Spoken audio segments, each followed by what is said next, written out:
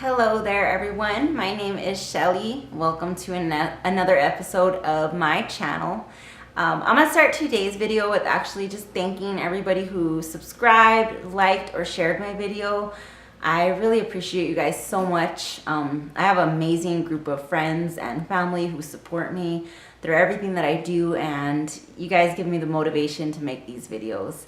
So thank you so much for that, and thank you for all the people who I asked to help me with uploading my first video. Thank you for responding to me and giving me the information that I needed. I really appreciate you so much. I don't want to waste a lot of time, so I'm going to get started. Today's video is going to be about body types and why it's important for you to know your body type prior to even getting started on your fitness journey. Is because your body type actually influences the way that you're going to train and also the way that you're going to eat for what you're going to try to achieve.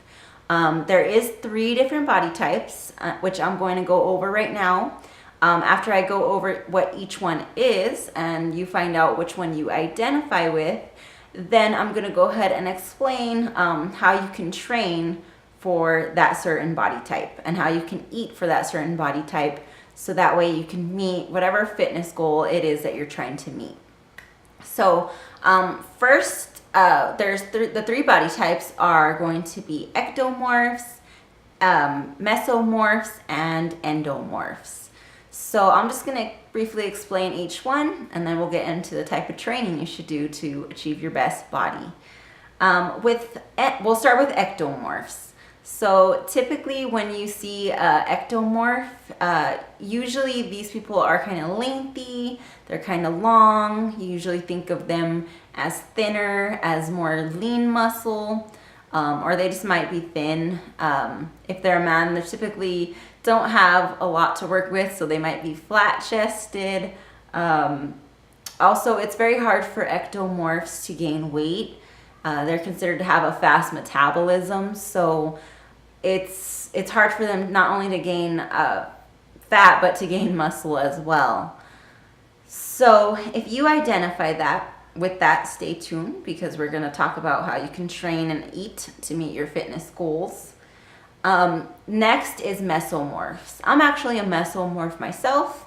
Typically mesomorphs are about average height. They're not really short, they're not really lengthy, and they have more of a rectangular shape to their body.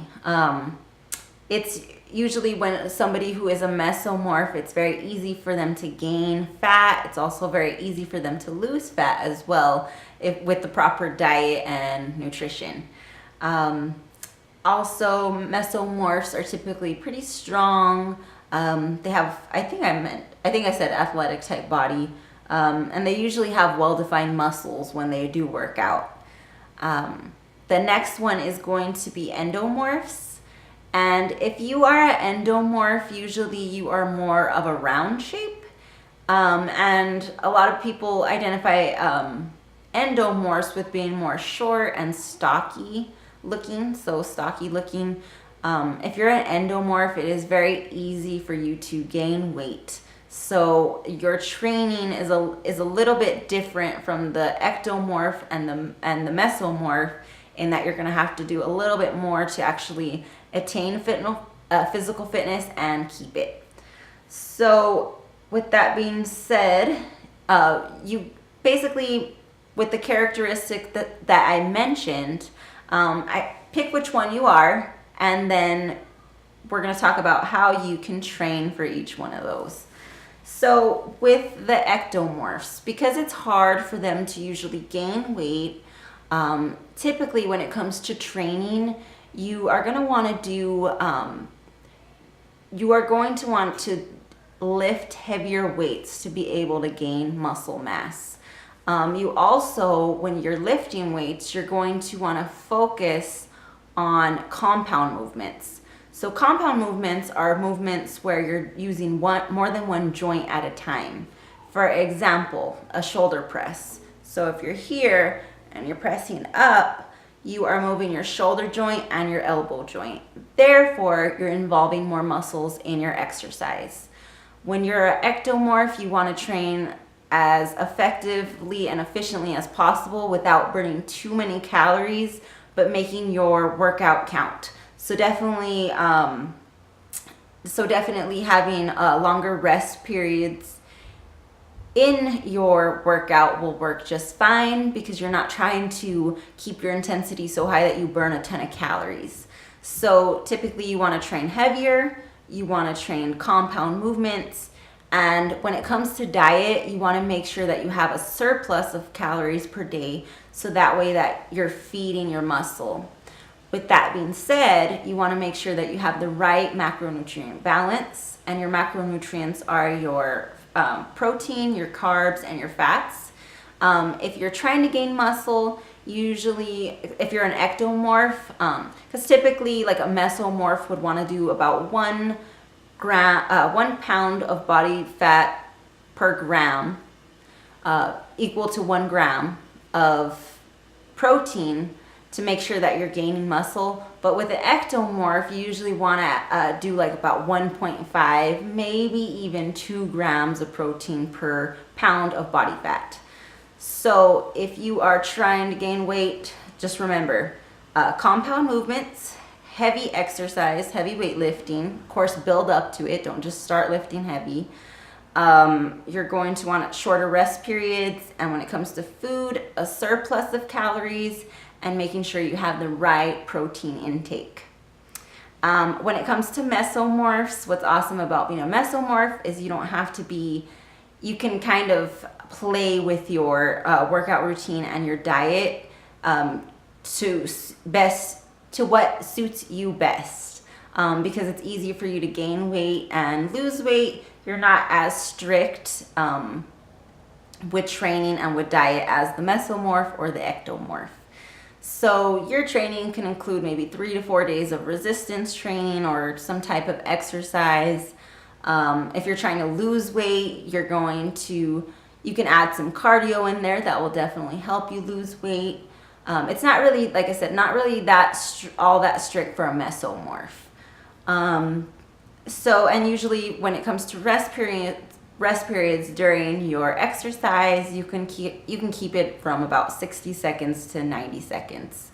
You don't got to keep your intensity so high, but you don't have to. You definitely don't want to keep it very low like the ectomorphs. So it's pretty, and as far as nutrition goes with the mesomorphs, you just want to make sure that you're eating your daily amount of calories and that you have a good macronutrient balance. Like I said, it's not as strict as with like the ectomorph and the endomorph, so you can kind of play with it and see how much protein, fat, and carbs you want to include in your diet. But if you're a mesomorph, I definitely recommend including 1 gram of protein per pound of body weight. When it comes to endomorphs, because endomorphs actually gain weight pretty easily, the unfortunate part about it is they got to train a little bit harder and a little bit more than the ecto and the mesomorphs. So if you're an endomorph, you're typically want to train about 3 to 4 days per week. What I would recommend is that you do drop sets and supersets, and you shorten your rest periods. You want to keep your intensity very high. That way you are constantly burning fat and you're also building muscle as well. So when you're exercising, drop sets and supersets are definitely recommended. Heavy weightlifting, and then also, endurance tech training will help you get in your best shape as well. When it comes to eating, same thing. You want to eat the recommended calorie intake for your height and your weight and your age. If you're trying to gain muscle, the same thing applies to you though. 1 gram of protein per 1 pound of weight, if that makes sense. Anyways, so it's just a little bit stricter when it comes to cardio. You definitely want to make sure that you have at least 2 cardio days in there to kind of help keep that fat off. Otherwise, it is very easy for you to gain weight. So if you are trying to keep in your best shape, just keep in mind those little tips and it should help you greatly.